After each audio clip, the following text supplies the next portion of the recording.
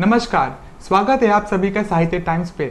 आज है यानी 8 मार्च यानी इंटरनेशनल वुमेन्स डे यानी अंतर्राष्ट्रीय महिला दिवस। तो हमारे साथ है विनीता जी और अनीता जी। तो ये दोनों है एक बहुत ही इंडिपेंडेंट वुमेन। तो इनसे बात करेंगे आज हम महिला दिवस के ऊपर। तो विनीता जी अपने बारे में कुछ बताइए।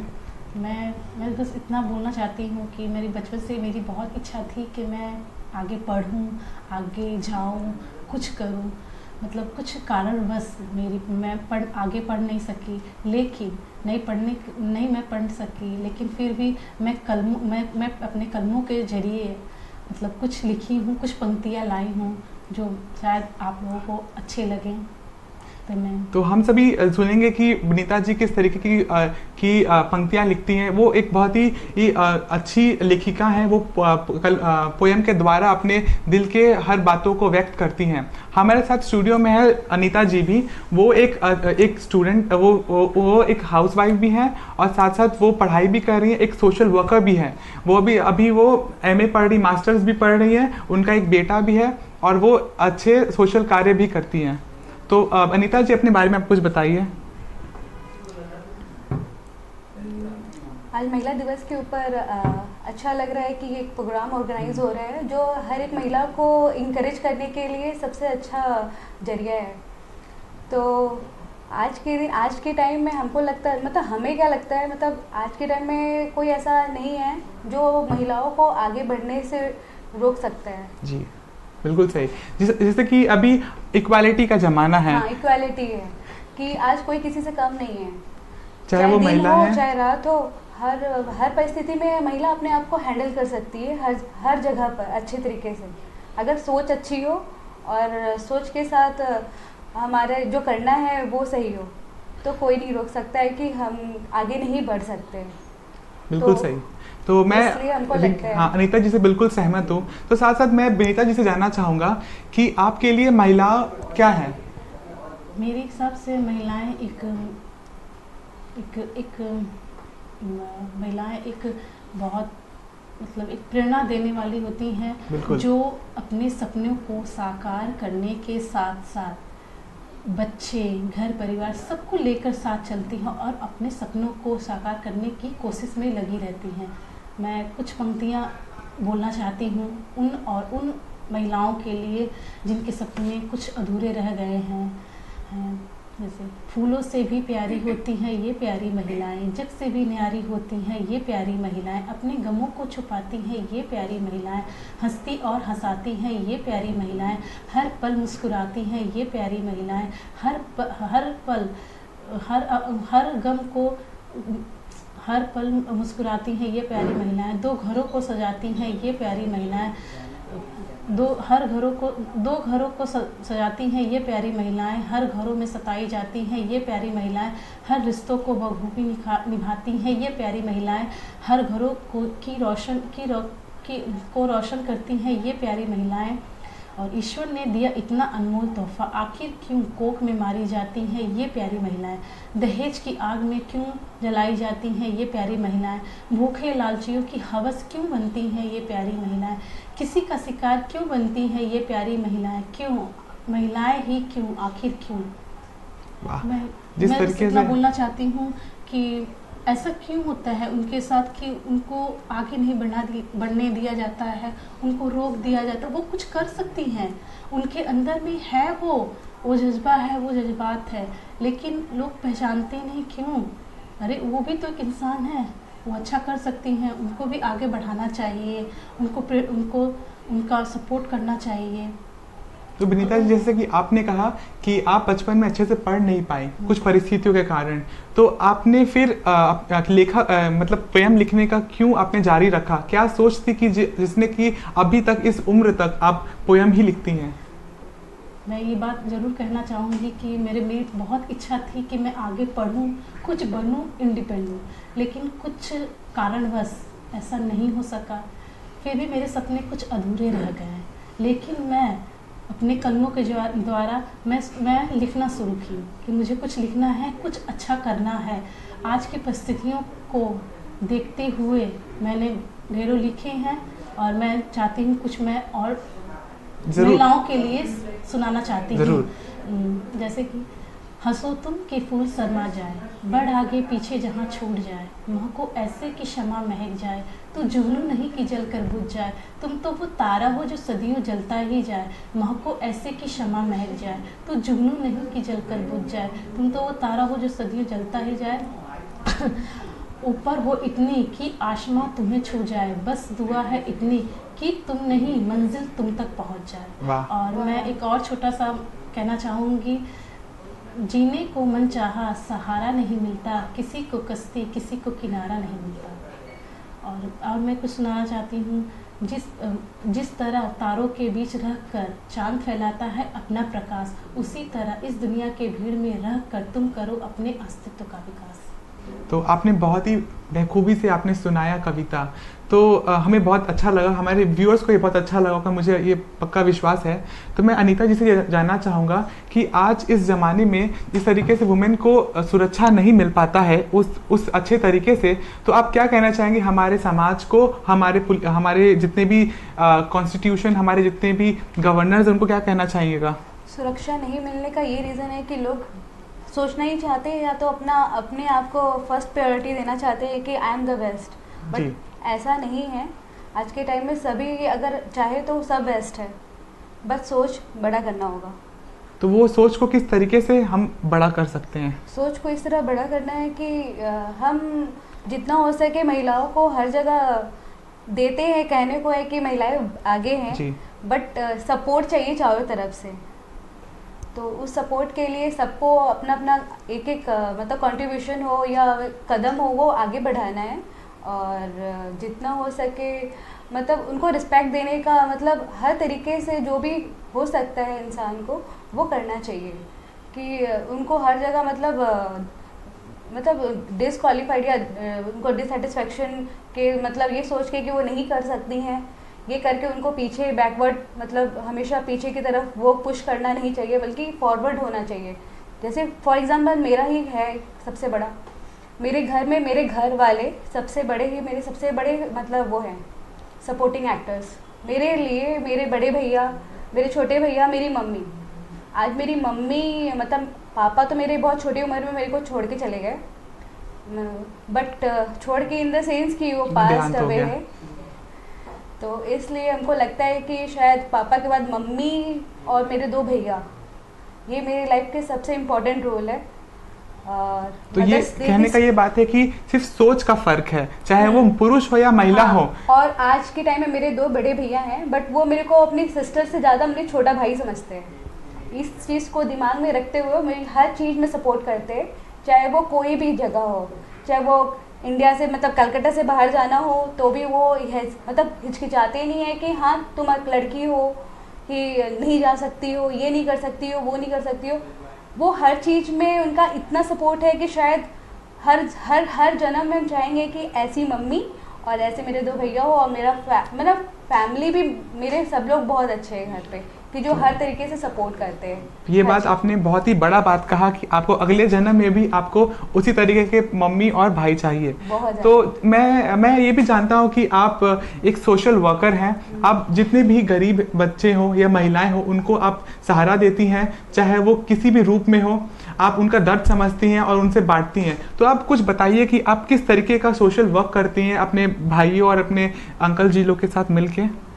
मेरे घर वाले देखा जाए तो एक बड़े फैमिली से बिलोंग करते हैं, तो उसमें अंकल लोग बहुत सारे चैरिटी शोज़ और बहुत सारे कैंपेनिंग लगाते रहते हैं, जिसमें हर तरीके के मतलब फेस्टिवल हो या कोई ऐसे नॉर्मल कुछ भी ऑर्गेनाइज होते हैं तो उसमें वो सपोर्ट करते हैं हर एक राह चलते इंसान के, गरीब के, मतलब हर तरीके से हो, चाहे कपड़े से हो, चाहे वो खाने से हो, चाहे वो कोई फैसिलिटीज़ से हो, पर वो हमेशा ये बरकरार है कई साल से कि वो सपोर्ट बना हुआ है।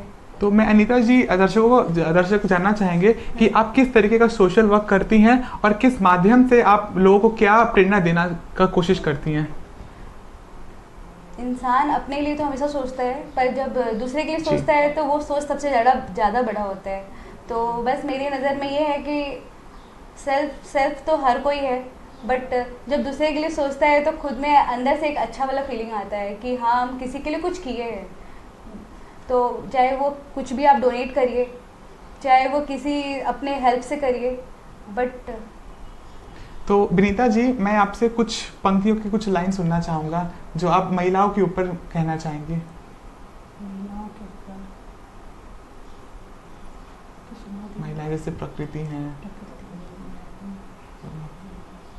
तो शायद विनीता जी को कुछ समय लगेगा सोचने के लिए, क्योंकि वो उनके जब दिल में कुछ भाव आता है तो वो उसे तुरंत व्यक्त करने की ज़्यादा विश्वास रखती हैं। तो मैं रुकता हूँ इस छोटे से ब्रेक के लिए। तो ब्रेक के बाद हम फिर जुड़ेंगे अनीता जी और विनीता जी से और जानेंगे कि महिलाओं को किस तरीके से हम आत्मनिर्भर और एक स्ट्रांग वुमेन बना सकते हैं। कभी नजाकत तो कभी हिम्मत, कभी हौसला तो कभी बनी वो जज्बातों की मिसाल। पर्दे पर रचा नारी की शक्ति और उनके बुलंद इरादों का इतिहास। हमारा नमन है उन्हें जिनकी बेजोड़ शख्सियत से सजा है आज की पहचान। 8 मार्च को विशेष गांव से लेकर शहरों तक, शहरों से लेकर आप तक, तो देखना ना भूलें साहित्य टाइम्स।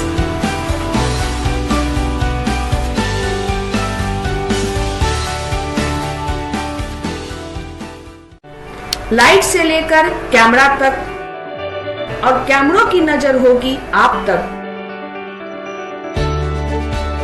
तो देखना ना भूले साहित्य टाइम्स।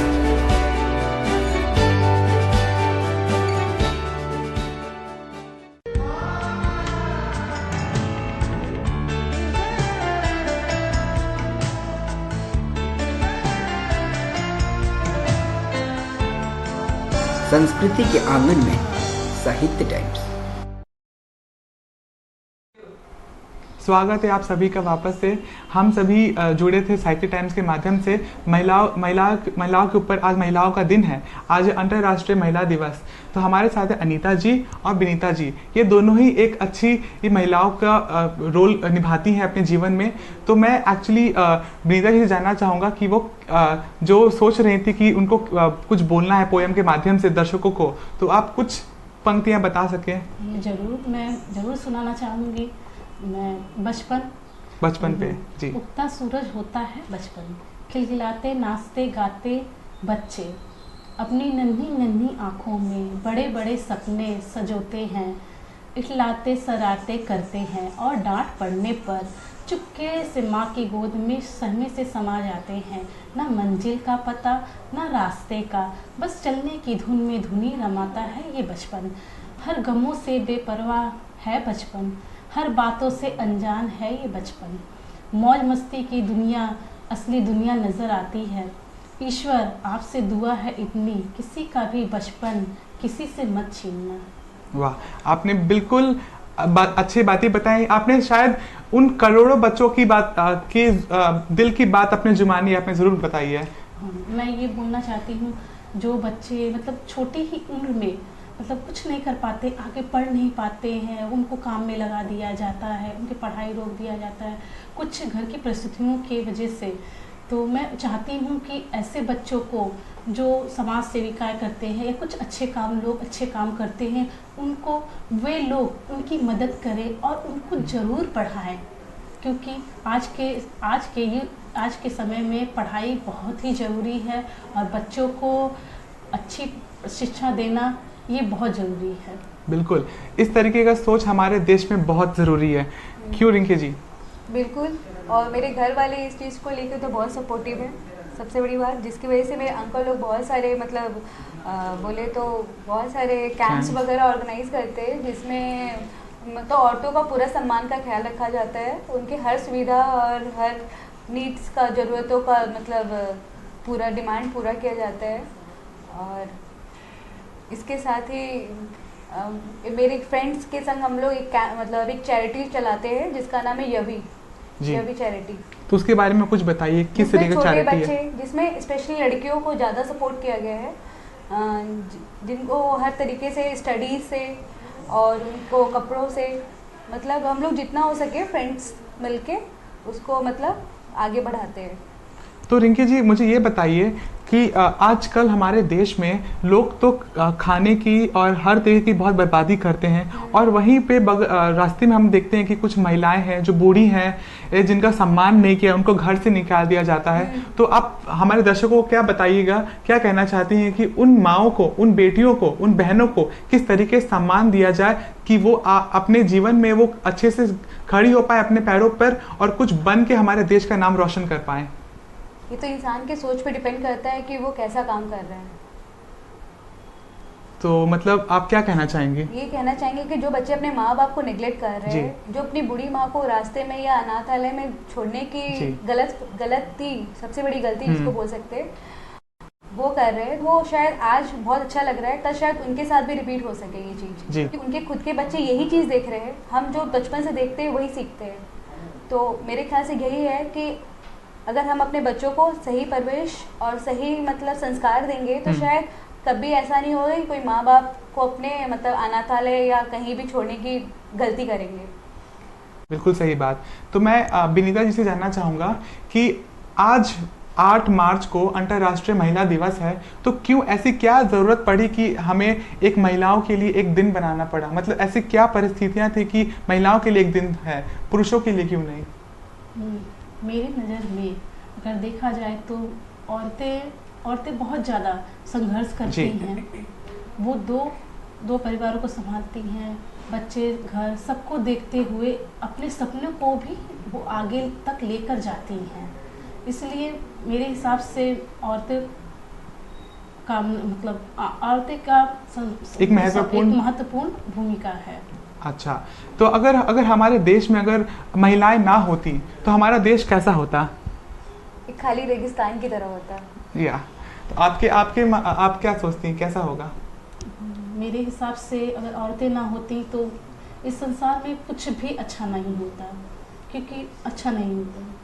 तो जिससे कि हम सभी जानते हैं कि आज महिलाओं का दिन है, तो अब सबसे ज़्यादा इम्पोर्टेंट बात होता है कि वुमेन सेफ्टी, कि आज की हमारे महिलाएं, हमारी बहनें वो सुरक्षित नहीं हैं। रास्ते पे जब वो रात को चलती हैं, जब घड़ी में 9 या 10 बज जाता है या 11 बज जाता है, तो उनके अचानक से उनके कदम बहुत तेज हो जाते हैं, ठीक है। वो जब बस में रात को अकेले जब ट्रैवल करती हैं तो कुछ नज़र उनको जब घूरते हैं तो वो डगमगा जाती हैं। तो आप क्या कहना चाहेंगी वुमेन सेफ्टी को लेके?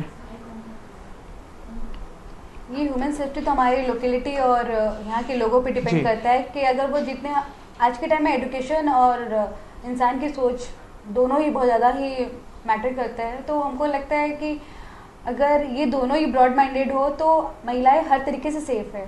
बट वही जो लोग गलत हैं और गलत तरीके से देखते हैं, वो अपने आप को मतलब ऑब्जर्व नहीं किए एटमॉस्फेयर के साथ, इसलिए वो हर चीज़ को गलत तरीके से देखते हैं और सोचते हैं। बिल्कुल सही। इसलिए महिलाएं असुरक्षित अपने आप को महसूस करती हैं रास्ते में चलते वक्त। बिल्कुल सही। तो मैं विनीता ही जानना चाहूँगा कि आजकल छोटी बच्चियों के साथ, महिलाओं के साथ बलात्कार हो रहा है, तो आपको कैसा फील होता है जब आप ये सब न्यूज़ सुनती हैं? तो मैं जब ये न्यूज़ सुनती हूँ तो मुझे इतना बुरा लगता है, मुझे बहुत ख़राब लगता है कि ऐसा क्यों, आखिर क्यों ऐसे, मतलब ऐसे करते क्यों हैं ये लोग, मतलब ऐसे गलत काम करते हैं। उन्हें तो ये सोचना चाहिए कि हम कुछ अच्छा करें, लेकिन ये उन्हें पता नहीं है कि कितनी बड़ी गलतियाँ वो करते हैं कि एक छोटी सी बच्ची के साथ इतना गंदा काम करते हैं। मेरा बस उन भाइयों के लिए बस ये निवेदन है कि आप ऐसा मत कीजिए, क्योंकि वो आज छोटी सी नन्ही परी, वो कल को एक अच्छा मुकाम करेंगी। इसलिए मैं गुजारिश करूंगी उन लोगों से कि मतलब आप बिल्कुल भी ऐसा काम मत कीजिए कि उनको आगे चल के पछताना पड़े। Actually, I feel very proud to have these two women to talk about on Women's Day, क्योंकि आज हमारे महिलाओं का सोच की वजह से हमारा देश तरक्की कर रहा है, और इस तरीके की सोच हमारे देश में बहुत ज़रूरत है। तो अनीता जी, आपसे बात करके हमारे दर्शकों को और मुझे बहुत अच्छा लगा, और विनीता जी आपसे भी। तो ख़त्म करने से पहले हम एक आखिरी पंक्तियाँ, एक अच्छा पोएम सुनना चाहेंगे विनीता जी के माध्यम से, जो सबके दिल को छू लें। ज़रूर। तो जिस तरीके से तो जैसे अनीता जी, हम लोग जानते हैं कि आप इतनी अच्छी वर्कर हैं, सोशल वर्कर हैं, तो आपको क्या प्रेरणा मिला कि आप इतना अच्छा सोशल वर्क करें? मेरे को प्रेरणा इस तरीके से मिला कि किसी के लिए कुछ करने से हमारा कुछ घटता नहीं है, बल्कि हर तरीके से एक सेल्फ कॉन्फिडेंस इंक्रीज होता है। तो बस यही सोच के साथ ये डे बाई डे वेलफेयर और ये जो भी चैरिटी है इसको आगे बढ़ाना हुआ, और तो एक अच्छा फीलिंग के साथ में। तो आखिरी ये पोएम सुने आपसे? जरूर मैं कुछ सुनाना चाहती हूँ। मैं उन लोगों के लिए मैं बोलना चाहती हूँ जो बच्चे अपने ही माँ बाप को बेघर कर देते हैं, बेसहारा कर देते हैं, उनको अनाथ आश्रम में ले जाते हैं, उनके लिए मैं कुछ पंक्तियाँ बोलना चाहती हूँ माँ बाप के लिए।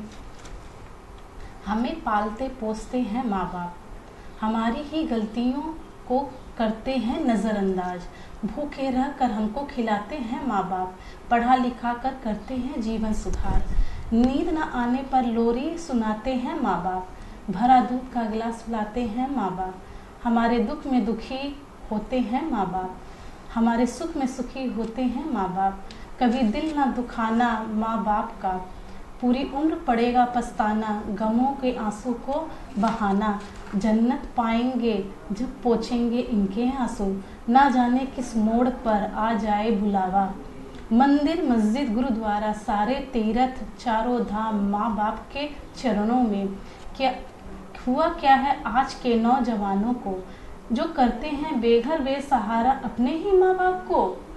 निवेदन है आपसे ऐसे कर्म न कीजिए, पूरी उम्र आपको ईश्वर न माफ़ करे, और जीवन के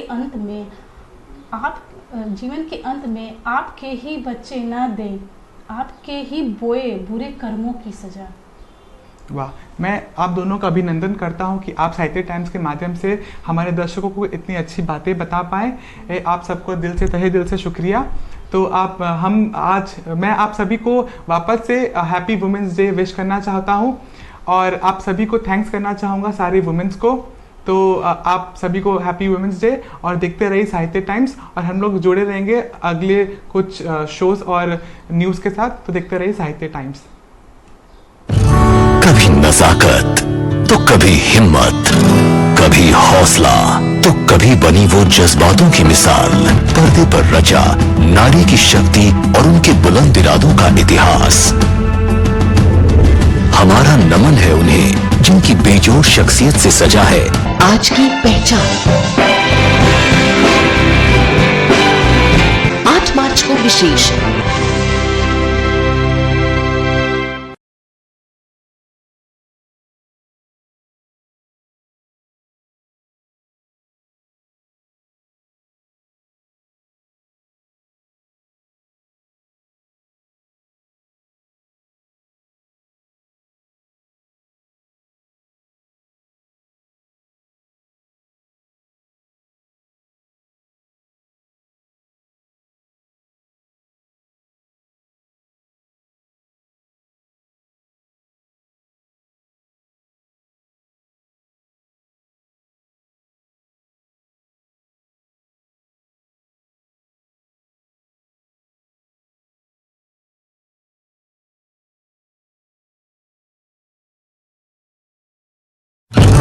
कभी नजाकत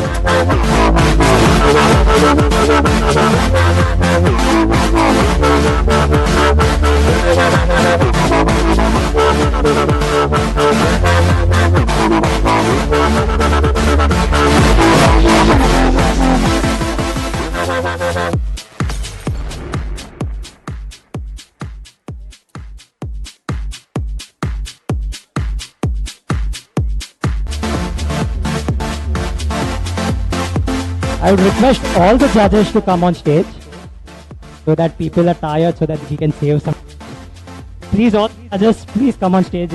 Please. Please.